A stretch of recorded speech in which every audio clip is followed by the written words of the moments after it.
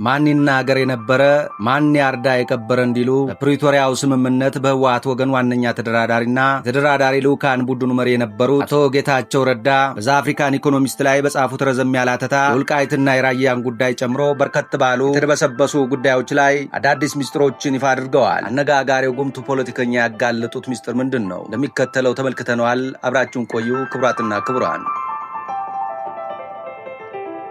አቶ ጌታቸው ረዳ የፕሪቶሪያው ስምምነት ጦርነቱን ከማስቆም ያለፈ ግልጽ የመደራደሪያ ማዕቀፎችን ያካተተ አልነበረም ብለዋል። የወልቃይትና የራያ ጉዳይ የፕሪቶሪያው ሰላም ስምምነት አካል አለመሆናቸውን የሚያስገነዘበው የአቶ ጌታቸው ረዳ አተታ በወቅቱ ህወሓት የነበረባትን ዓለም አቀፍ ጫናዎች ሁሉ በግልጽ ያሳያል ተብሏል። ህወሓትን ያተረፈው ግጭቱን በማስቆም የበርካቶችን ህይወት ያተረፈው የፕሪቶሪያው ስምምነት ዛሬም ድረስ እንደ አዲስ እያነጋገረ ይገኛል።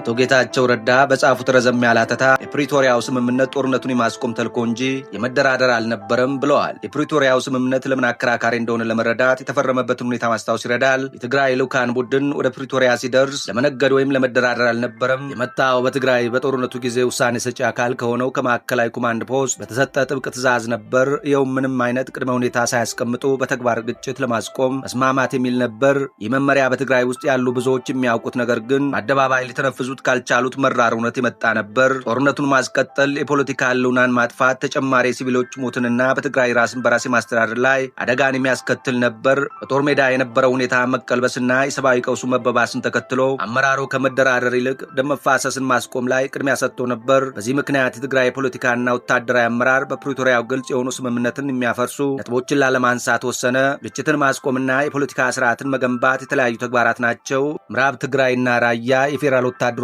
አወጣጥ ቅደም ተከተል ችላ አልተባሉም። ነገር ግን ሆን ተብለው ከመጀመሪያው የመደራደሪያ ነጥብ ውጭ ተደረጉ። ምክንያቱ ቀላል ነበር። ንግግር ቢፈርስ መዘዙ የህልውና ጉዳይ ይሆን ነበር። ይህንን አስቸኳይ ሁኔታ ከህወሓት ሊቀመንበር ከዶክተር ደብረጽዮን ገብረ ሚካኤል በበለጠ አጽንኦት የገለጸ አልነበረም። እሳቸውም ልዑካኑ ሳያዘገዩ እንዲፈርሙ ደጋግመው አሳስበዋል። ስለ አጠቃላይ የጦርነቱ አካሄድ ሰው የፈለገውን ቢያስብም እንደ አውሮፓውያኑ አቆጣጠር በ2022 መጨረሻ ላይ የነበረው የኃይል ሚዛንና የሰብአዊ ሁኔታ አዋጭ የሆኑ አማራጮችን አጥቦ ነበር።